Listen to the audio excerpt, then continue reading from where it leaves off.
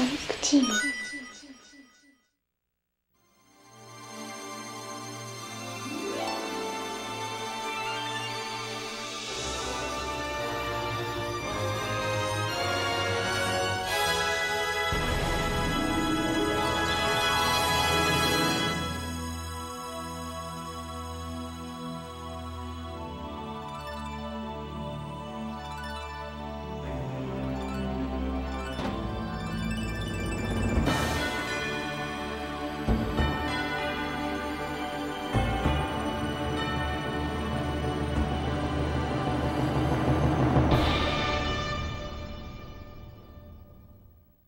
Hello and welcome to the GameShampoo Winter Let's Play. I'm Doug Zidarose, and today we begin that series. This time it's just one game, Nights into Dreams. There's a reason for that, and you'll find out in time. Specifically, Christmas. It just works out so well. We'll leave it at that.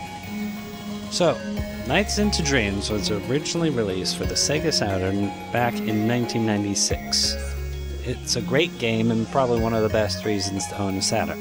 It boasted a lot of fun little features, and here we'll be playing the remastered version. Most levels are going to be HD just because they look better. And the music's just as awesome, enough said. So, this is generally going to be the first level you play. Claris's Spring Valley.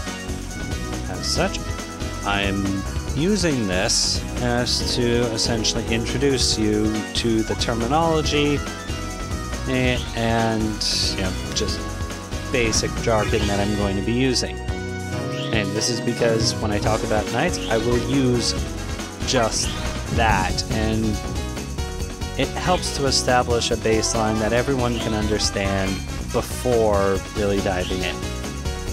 So, well, like right there, I'm using the drill dash, and anytime I actually hit someone with that, and I'm specifically aiming at them, that's called a drill charge. Also, spin dash, yeah, Sonic Team, they were kind of lazy. Now, you'll also notice as I fly through the various rings and collect lots of stars and chips, the blue, now yellow, glowing bits, I create links. Links are essentially a combo. Now, that boosts my score. My score determines my grade at the end of each mare. Now, mare is the name for each course within the particular dream. Now, all the levels are called dreams, and within each dream there are 4 mares. Basic stuff, but it helped because I'm not really going to be calling them like courses and routes. I'm going to be calling them, if anything, courses and mares. I'll try and use streams and mares, but that's the idea. Now, each mare, the goal is to, as quickly as possible, collect 20 blue chips. You know you've succeeded because in the top left you'll see the number going up as I collect them. And once I have 20, I can break the idea capture, what I just went into. Now, once you exceed 20, bonus time begins. At this point, your score gains are essentially double. That's good, because the higher score you get, the better your grade. And I wasn't going for a perfect run here, so you're not going to see too many A's, plus bosses. Bosses are evil, enough said. Now the idea captures each will hold one of the IDs. That's spelled D-I-D-E-A.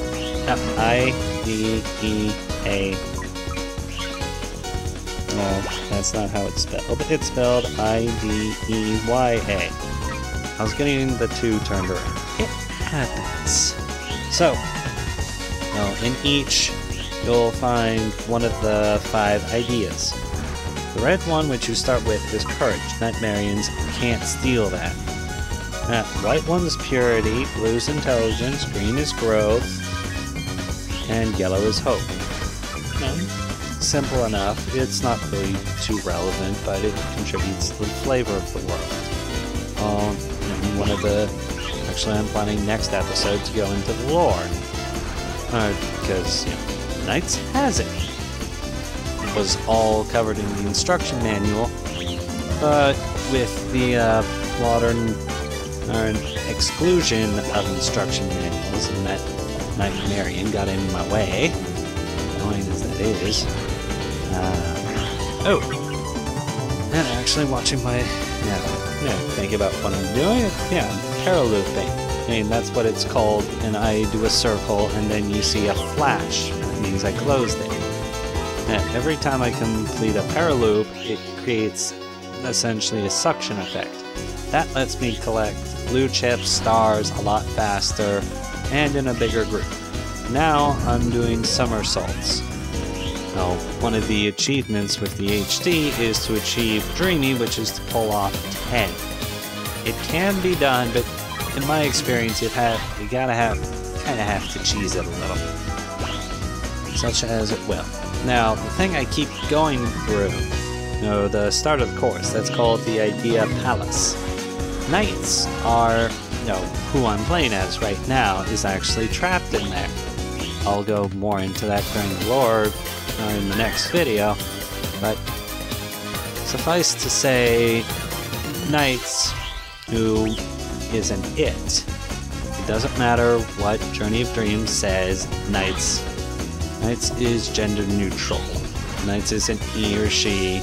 I can refer to it as either, honestly. Oh wow, I'm already on the 4th mare. Hey, this is an easy level for me, so I tend to punch through it right fast. Let's see. There's chance, charge, idea, capture, idea, palace, chips, ideas. Now, I should also say, this game does hold a bit of significance for me just because of how I got introduced to it. That I'll go into a bit later. But, let's go with it took like 2 rounds for me to actually really get into this game. And once I did sink in pretty hard. I found all the comic books, collected, and all the games that existed at that point, and then its proper sequel, NiGHTS Journey of Dreams, when it became available on the Wii. Basically the day it released. Good times. Not too many people were interested. And also, NiGHTS was then said to be a guy. I take umbrage. But that's me!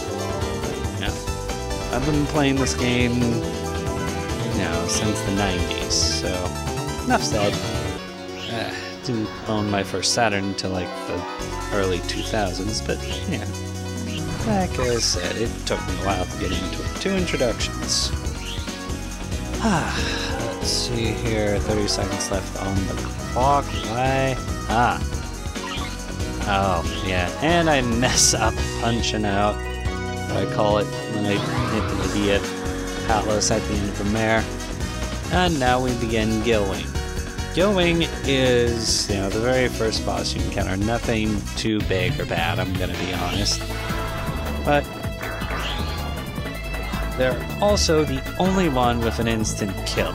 If you can perform a paraloop, catching the very tail, the very tip of the tail, you can take out Gilwing in a shot.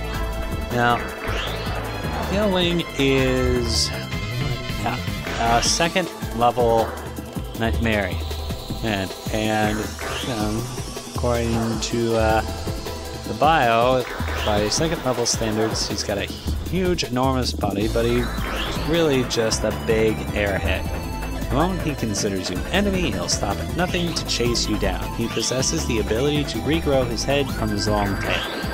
So to beat him, you basically need to beat up his tail. Like I did.